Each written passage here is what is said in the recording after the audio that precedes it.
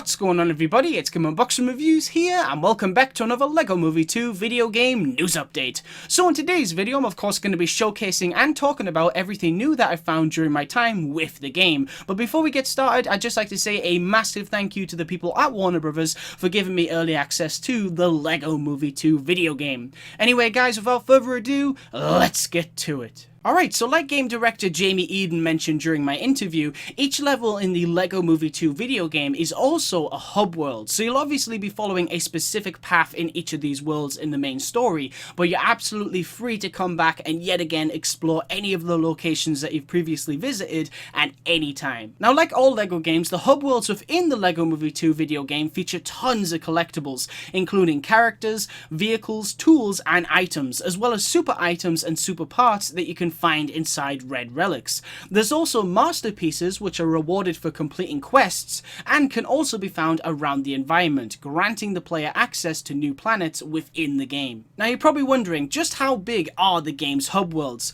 Well, I only had time to get hands-on with the Apocalypseburg HUB World, but I've got to say I was pleasantly surprised to find out that it's actually a pretty decent size. So starting in the center of Apocalypseburg, we have Coffee Unchained, which you unfortunately can't go inside, but it's still awesome to see that building in the game. Now as well as this, there's also the Bat Bunker, which in the level featured Batman on his throne, but who do I find waiting outside? None other than Alfred Pennyworth, suited up in some awesome looking post-apocalyptic armor. Then there's the shop, something that you'll find in hub worlds across the galaxy, each with their own unique items for sale, and it's also a place that you can use to discover what is inside the relics that you've collected. Now if you don't know, each relic contains special items and rewards, so for example, there's pink relics which unlock new characters, and green relics which unlock new weapons, as well as mega relics which contain a bundle of other relics that are guaranteed to give you new items, such as characters, weapons, stickers, and a variety of items just for fun. Now these can be found all across the game, including in chests, which is obviously very similar to what we've seen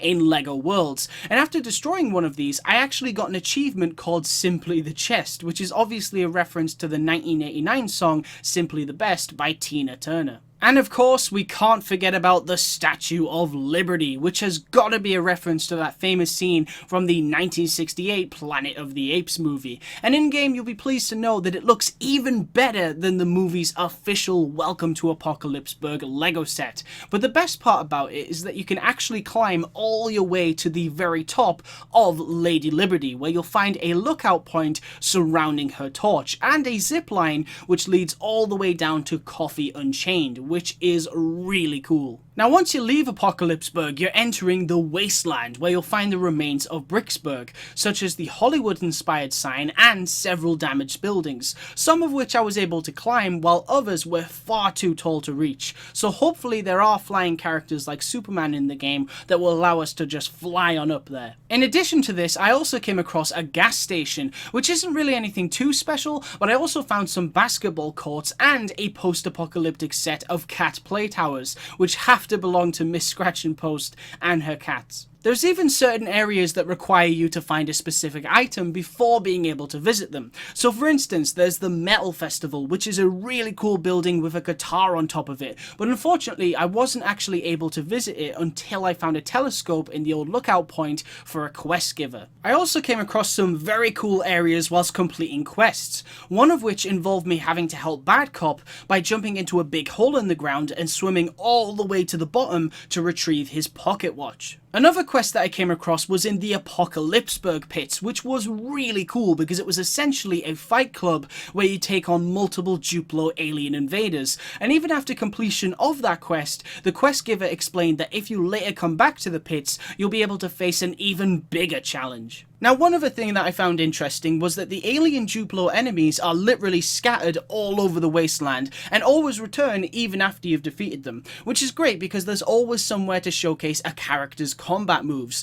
so it's less like LEGO Marvel's Avengers with its varied crimes to stop, and a lot similar to LEGO Batman 2 DC Superheroes with enemies constantly running around the hub world. And last but most certainly not least, we of course need to talk about the game's character creator. So unlike previous LEGO video games, this time around you don't actually have to visit a specific location just to change your character's appearance. Instead, at any time during gameplay, all you have to do is just press triangle to open up a menu and use the L1 or R1 button buttons to find the character customizer. Now obviously I only got hands on with this feature at the very start of the game in the Apocalypseburg HUB World, so I only had Emmett and Lucy's pieces to customize with, but as you can see here, you can choose your custom character's hair, head, neck attachment, body, arms, hands, hips, legs, and of course torso attachment. So for instance, I decided to give Emmett Brakowski Wildstyle's neck attachment, which was a scarf, and also her torso attachment, which was a bow quiver, but my character still played exactly like Emmett, which was really cool, especially considering the fact that Jamie Eden also confirmed